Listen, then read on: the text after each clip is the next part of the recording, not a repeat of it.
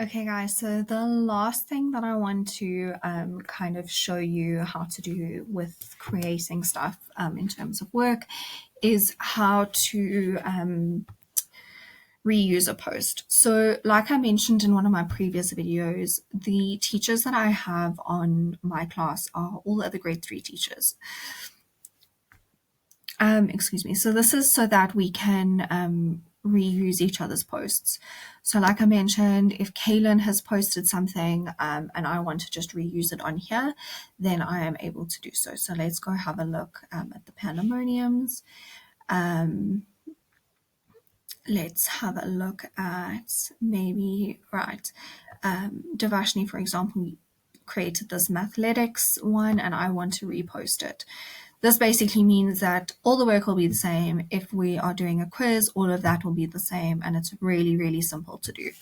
It also means that instead of other people having to log on for you on Google Classroom, they can create the quiz, they can create the post, you can then just reuse it on your classroom, so it's coming from you. You can add a due date and then literally ask it. It's honestly that simple. So easy to do, and it makes such a difference because then maybe I'm doing Monday's homework, Felicity's doing Tuesday's homework, and Kaylin is doing Wednesday's homework. It's very easy for us to then just share it out rather than having to send it to each other via email. It's a much quicker process.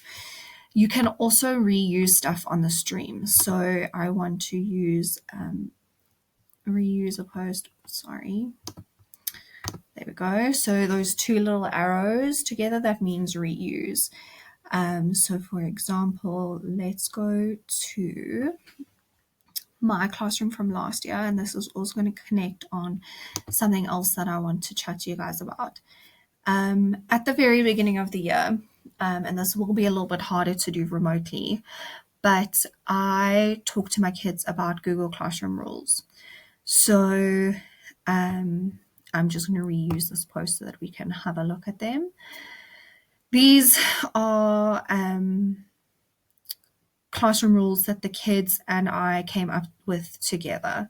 So I'm just going to open those and show you what they looked like for last year.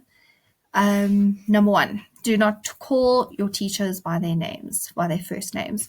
You will see that when you post stuff, because on Google our names are, for example, mine is Caitlin van Duyn, the kids will be able to see your first names. If this is a problem for you, just make it very clear that they are not to use your first name. If this is not a problem for you, totally fine. However, I know at Pulsdorf we are very on top of the fact that the kids must call us by Miss van Duyn rather than Caitlin. And so that's something you're just going to have to make clear to your class. Our kids, my kids this year and last year, were absolutely fine with it. As long as you make it clear to them, they know where they stand, and it's rather simple for them to know. Then do not post mean things. No eating or drinking near your device. Don't look at other people's work before completing your own. Do not post videos without the teacher's permission.